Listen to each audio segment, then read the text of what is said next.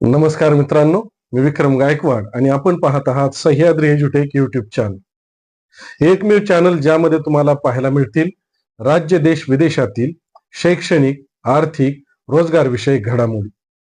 माध्यमिक शाळांसाठी धोक्याचा इशारा देणारी पहिली बातमी आहे. स्थानिक स्वराज्य संस्थांच्या शाळांसह खासगी अनुदानित प्राथमिक व माध्यमिक उच्च माध्यमिक शाळांची सन 2025-26 या वर्षातील संच मान्यता अंतिम टप्प्यात आली आहे.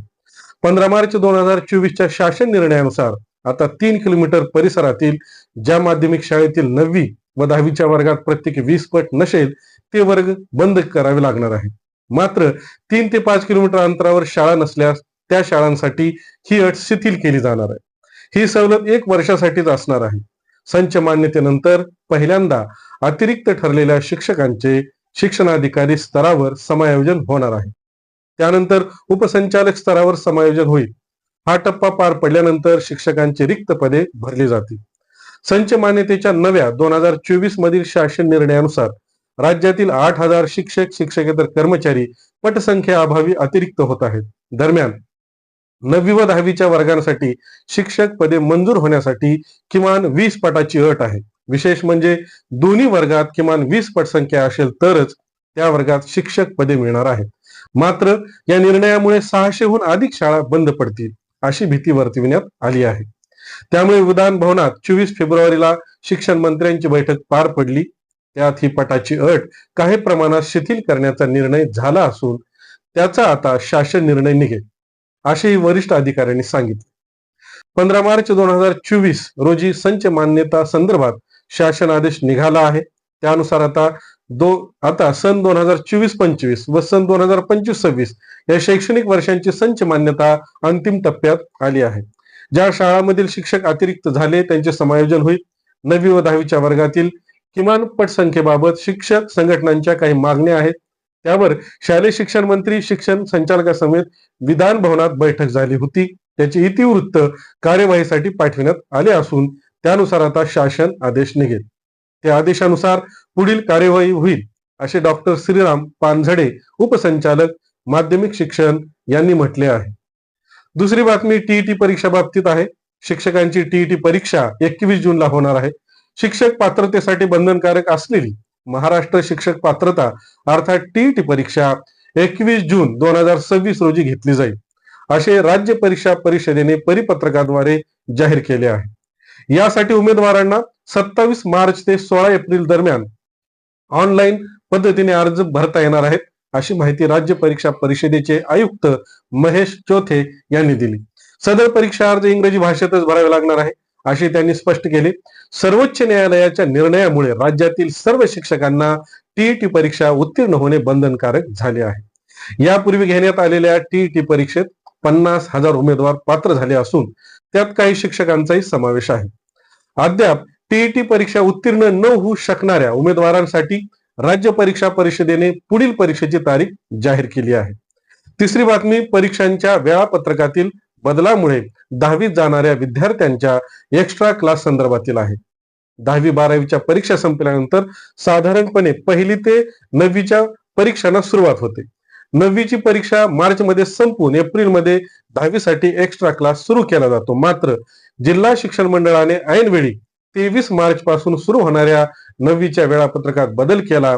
यामुळे नव्याने 10वीत जाणाऱ्या 2.25 लाख विद्यार्थ्यांना याचा फटका बसला आहे. शाळेतच होणाऱ्या या मोफत क्लासला विद्यार्थ्यांना आता मुकावे लागणार आहे. राज्य शिक्षण मंडळाच्या वतीने 10वी-12वीच्या बोर्ड परीक्षा झाल्यावर 1ली ते 9वीच्या परीक्षा होतात तर SCERच्या वतीने संकलित मूल्यमापन परीक्षा होते.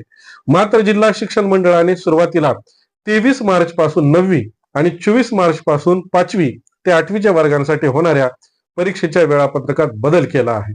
नव्याने वेळापत्रक गुरुवारी जाहीर करण्यात आले. यामुळे 9वीच्या विद्यार्थ्यांचे नुकसान होणार आहे.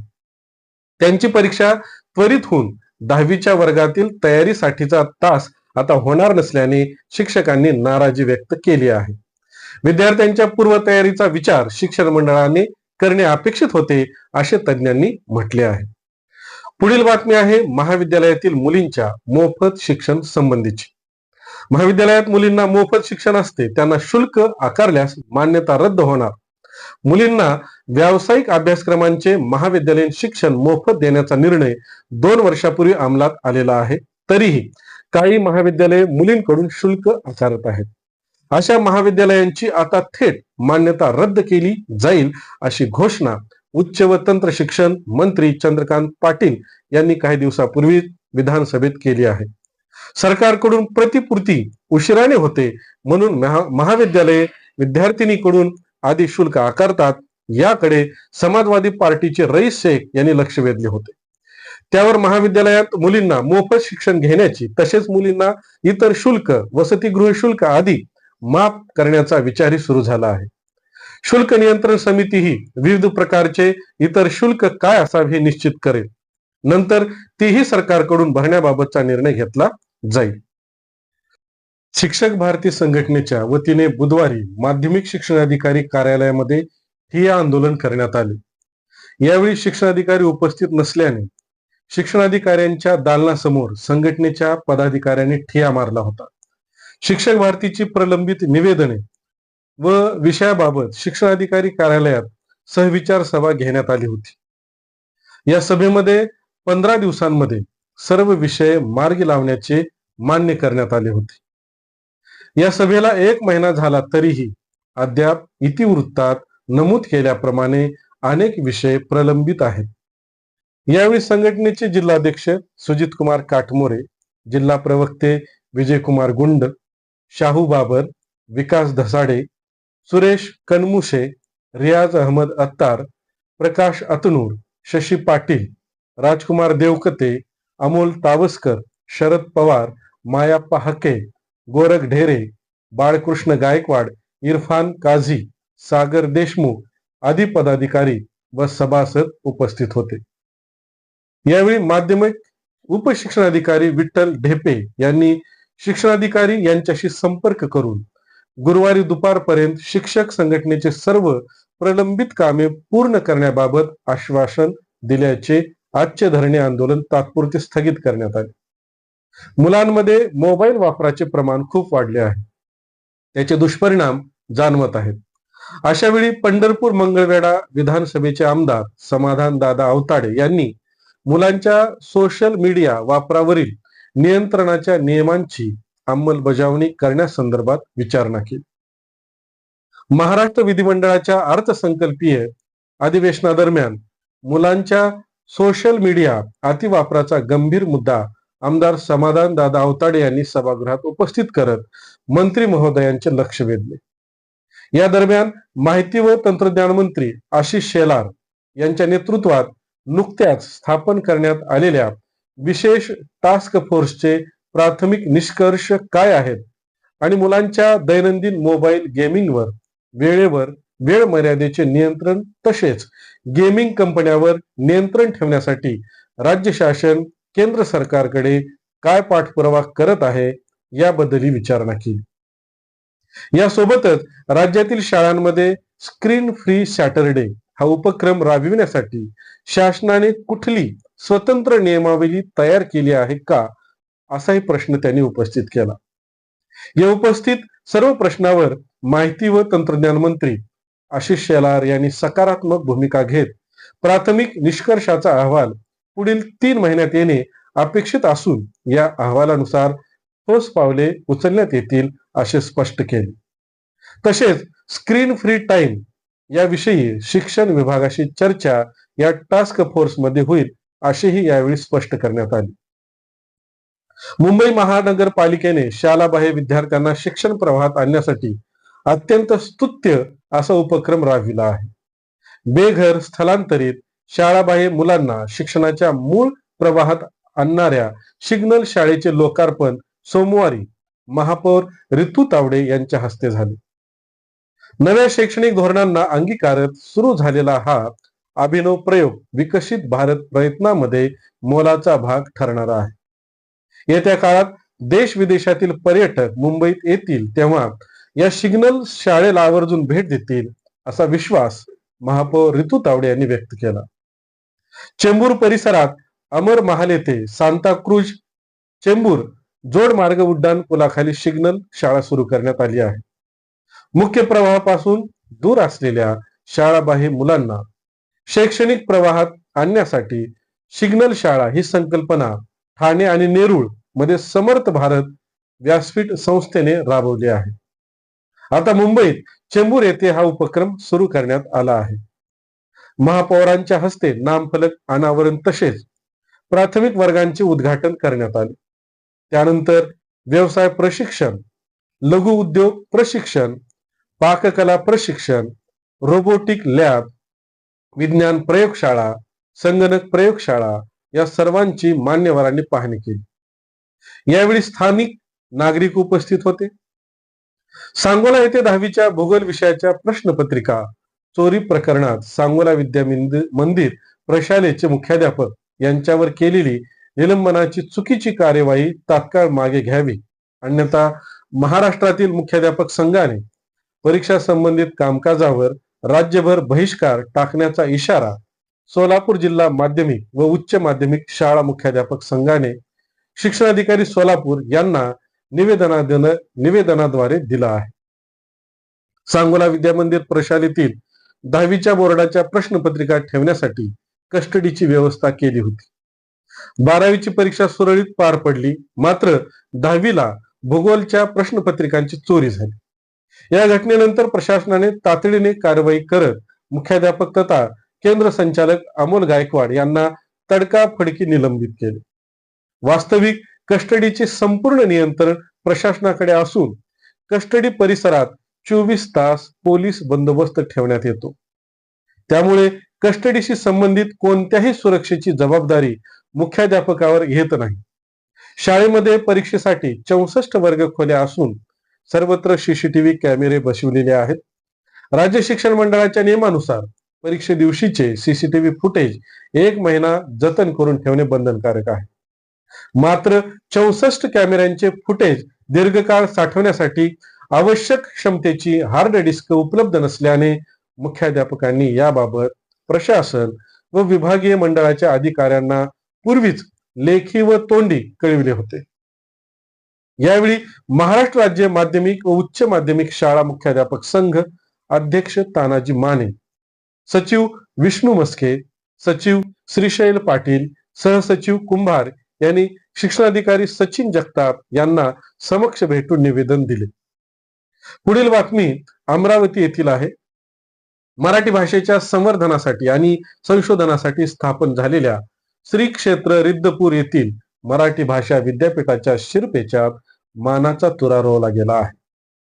2 वर्षांची प्रतीक्षा आता संपली असून या विद्यापीठाला आता स्वतःच्या मालकीची हक्काची जमीन आणि भव्य शैक्षणिक वास्तू मिळणार आहे.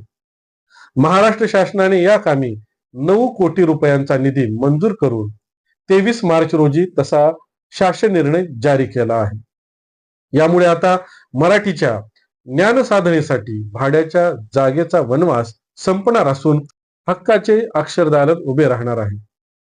13व्या शतकात समतेची आणि मराठीची पहिली मुहूर्त मेढ रोवणारे आद्य प्रवर्तक श्री गोविंद प्रभू आणि महानुभाव पंथाचे संस्थापक श्री चक्रधर स्वामी यांच्या वास्तव्याने पावन झालेल्या रिद्धपूर नगरीत हे विद्यापीठ आकाराला येत आहे. महानुभाव पंथांची ही भूमी दुर्मिळ ग्रंथ संपदा आणि हस्तलिखितासाठी जगप्रसिद्ध आहे. याच पवित्र भूमीत आता मराठी भाषेचे शास्त्रोक्त शिक्षण, संशोधन आणि अत्याधुनिक अभ्यासक्रम राबवले जाणार आहे. रिद्धपूर हे केवळ धार्मिक केंद्र नसून आता ते जागतिक दर्जाचे मराठी संशोधन केंद्र ठरणार आहे. इंग्रजीची भीती असलेल्या किंवा आर्थिक अडचणीत असलेल्या ग्रामीण तरुणांना आता त्यांच्या माय मराठीतून उच्च शिक्षण घेता येईल.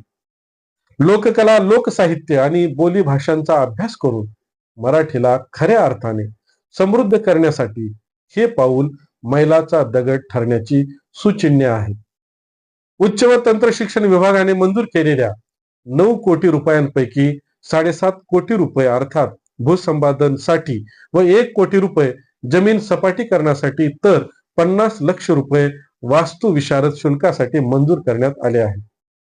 ही रक्कम तातडीने वितरित करण्याचे निर्देश उच्च शिक्षण संचालकांना देण्यात आले असून लवकरच विद्यापीठाच्या वास्तूचे भूमिपूजन होण्याची शक्यता आहे. कुलगुरू डॉक्टर अविनाश अवल गावकर यांनी दिलेल्या माहितीनुसार गतवर्षी जून जुलै पासून शैक्षणिक सत्राची प्रत्यक्ष प्रवेश प्रक्रिया सुरू झाली आहे. सध्या विद्यापीठात भाषा आणि लिपीशास्त्र, bachelor of performing art, Marathi अभिजात भाषा आणि वाङ्मय, MA मानसशास्त्र हे 4 अभ्यासक्रम सुरू असून 49 विद्यार्थ्यांनी प्रवेश घेतला आहे. मोर्शी तालुक्यातील रिद्धपूर येथे स्थापन मराठी भाषा विद्यापीठासाठी 1.5 वर्षानंतर संविधानिक शिक्षक शिक्षकेतर पदे मंजूर करण्यात आली आहेत. त्यानुसार एकूण 38 पदांना मंजुरी देण्यात आली आहे. तर वसतिगृह, कार्यालये, वर्गखोल्या व फर्निचरसाठी यापूर्वीच निधी मंजूर करण्यात आला आहे. एकंदरीत विद्यापीठ निर्मितीनंतर अंमलबजावणीसही वेग आला आहे. पुढील बातमी आहे, TET मध्ये 55% पात्र उमेदवारांना खुल्या जागांचा मार्ग मोकळा झाला आहे. सर्वोच्च न्यायालयाने देशातील शिक्षक भरती प्रक्रियेवर दूरगामी परिणाम करणारा महत्वपूर्ण निर्णय दिला आहे. 2022च्या शिक्षक भरती प्रक्रियेतील सर्व निवड याद्या अद्ययावत करण्याचे आदेश न्यायालयाने दिले आहेत. या निर्णयामुळे TET मध्ये 55% गुण मिळवून पात्र ठरलेल्या मागासवर्गीय उमेदवारांना गुणवत्तेच्या आधारे खुल्या प्रवर्गातील जागावर संधी मिळण्याचा मार्ग मोकळा झाला आहे. शिक्षण विभागासमोर आता सर्व याद्या पुन्हा तयार करण्याचे मोठे प्रशासकीय आव्हान उभे राहिले आहे. भरती प्रक्रियेच्या अवघ्या 2 दिवस आधी महाराष्ट्र सरकारकडून केलेला धोरणात्मक बदल चुकीचा ठरवत न्यायालयाने तीव्र नाराजी व्यक्त केली. या बदलामुळे अनेक पात्र उमेदवार वंचित राहण्याची शक्यता निर्माण झाली होती. या निर्णयामुळे हजारो उमेदवारांना मोठा दिलासा मिळाला आहे. शिक्षणाचे खाजगीकरण झाल्याचे दुष्परिणाम आता दिसत आहेत. एका दशकात 94,000 सरकारी शाळा बंद झाल्या आहेत, तर 51,000 खाजगी शाळा सुरू झाल्या आहेत.